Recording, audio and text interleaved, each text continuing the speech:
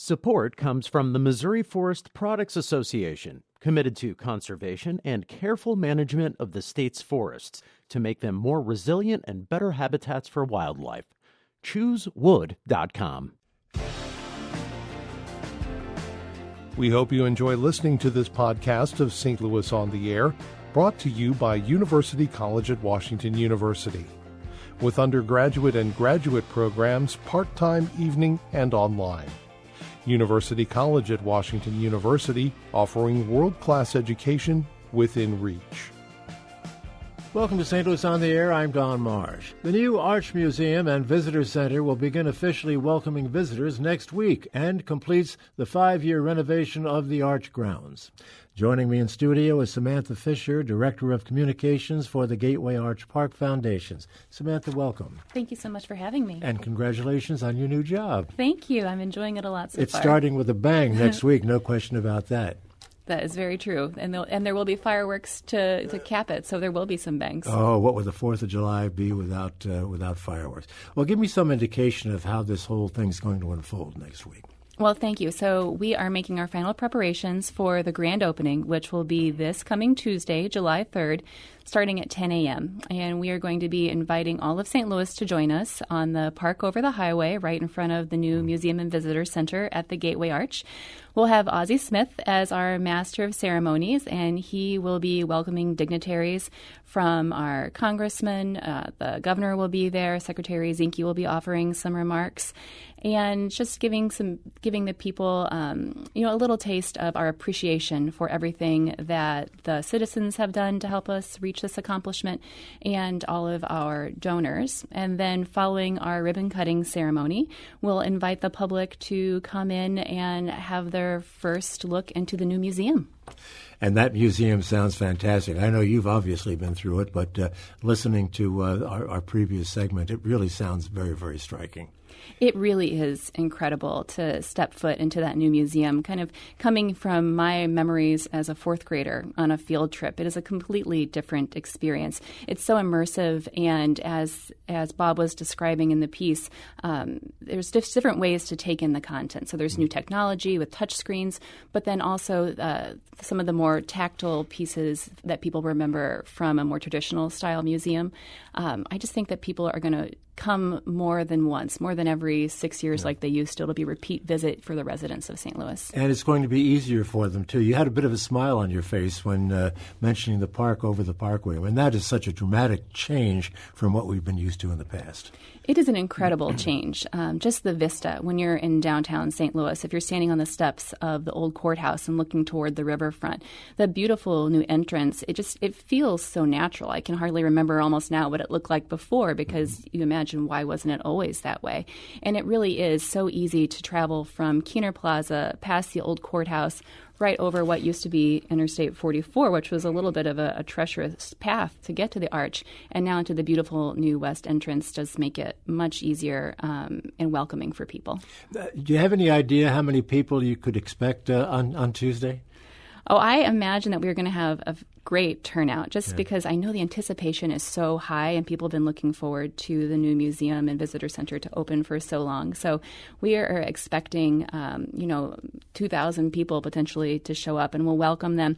We've actually set up a secondary viewing area in the North Gateway of the park over by Eads Bridge, where we'll have a screen. And also after the ceremony is finished, we'll be hosting a celebration in the North Gateway. We'll have music from Boogie Child, and we'll be passing out refreshments. We'll have games. So it's going to be a really family-friendly, lots of fun morning at the Gateway Arch National Park. And also, we're going to be handing out a commemorative coin for the first few people who come. So we've got about 10,000 of those. The supplies are limited, but every visitor to the new museum and the park on Tuesday will get one.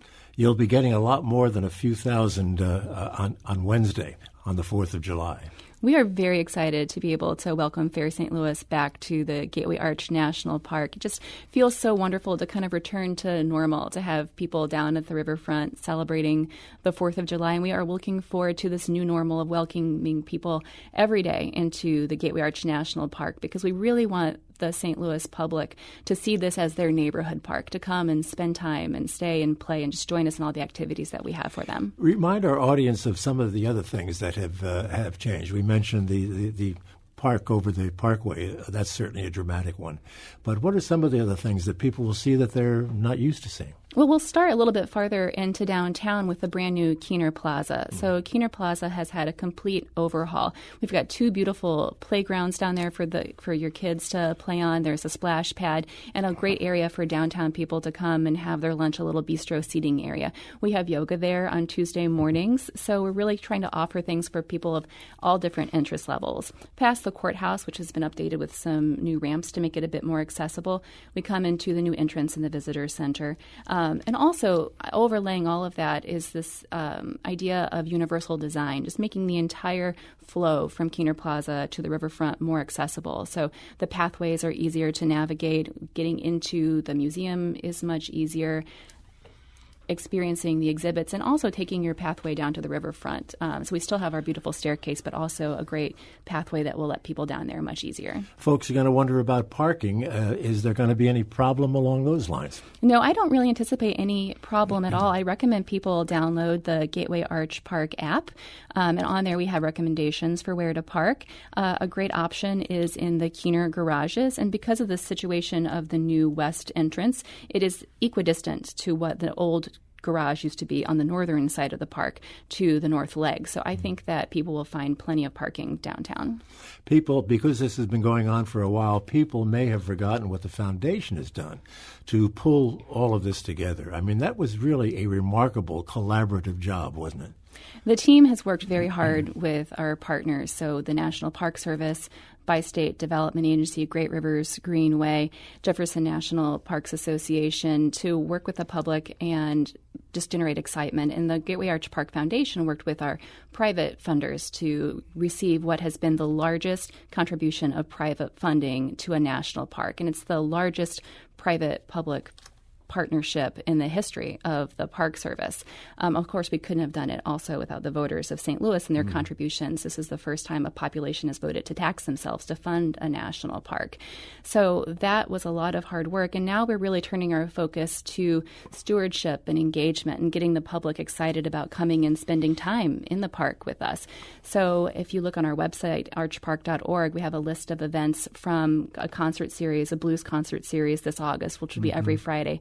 I mentioned the yoga with our health and wellness activities. In October, we're inviting pet lovers to bring their dogs to Arch Park. And then this winter, again, we're going to have our Winter Fest, where we turn Keener Plaza into an ice skating rink, which is just, family fun, a lot of free events.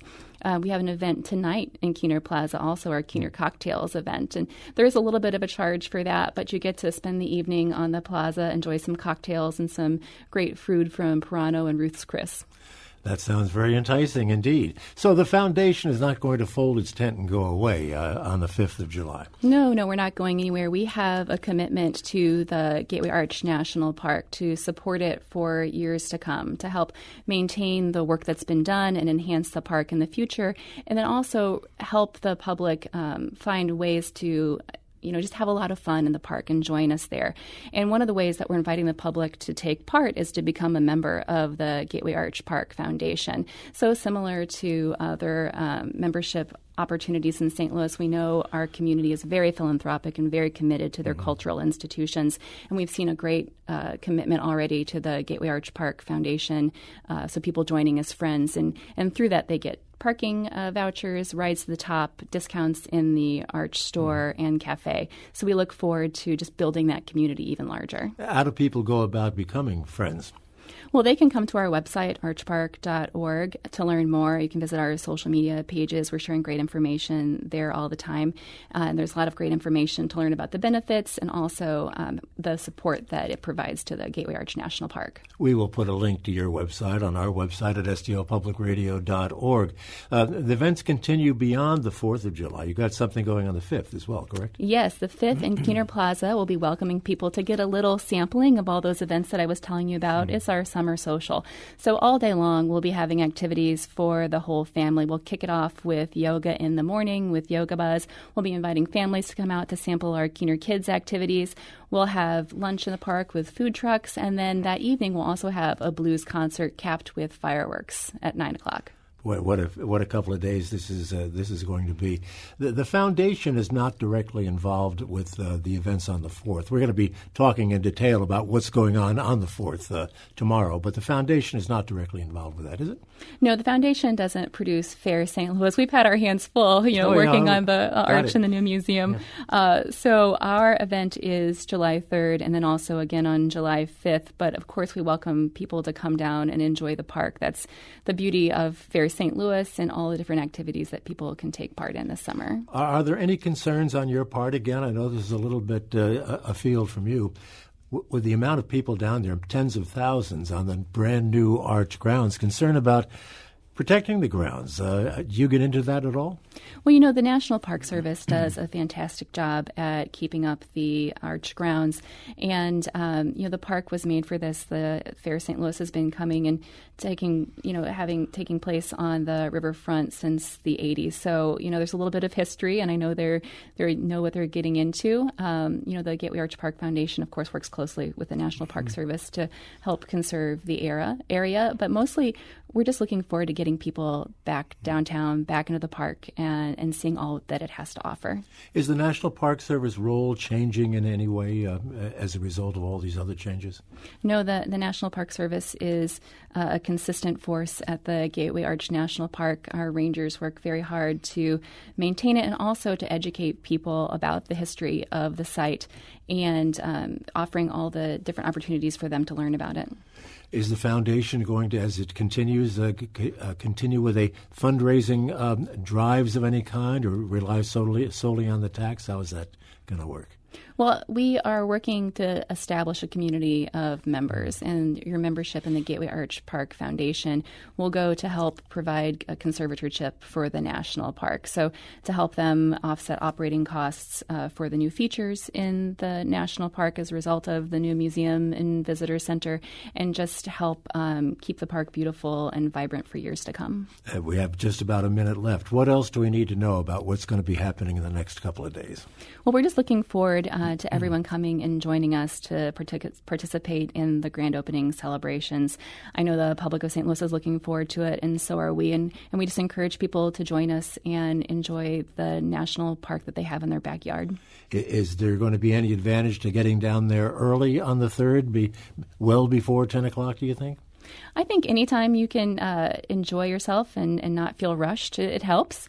Of course, like I said, we'll be having activities all day long, so if you don't get there right at 10, there's still plenty to do in our North Gateway celebration from 11 to 2. And once again, just to reiterate, we don't want to scare people away. There are plenty of opportunities for parking and to moving around freely with lots of accessibility. Yes, there's plenty to do and easy to get around. There's plenty of parking. Well, this is a heck of a way to start your new job. With something like this, but I guess it makes it all the more interesting, Samantha Fischer. It has been a wonderful ride, and I look forward to continuing. And we look forward to working with you in the months and years ahead. Thank you so much. Thank you. That's going to do it for us for today. That was Samantha Fischer, Director of Communications for the Gateway Arch Park Foundation. Archive versions of past St. Louis On the Air programs available for download or podcast at stlpublicradio.org/STLOnAir. St. Louis On the Air is a production of St. Louis Public Radio, 90.7 KWMU. Thank you for listening. I'm Don Marsh.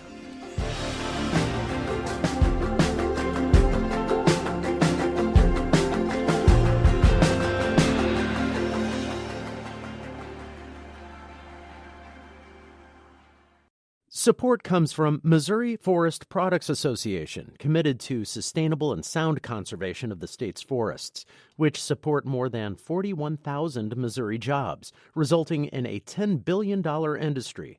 ChooseWood.com.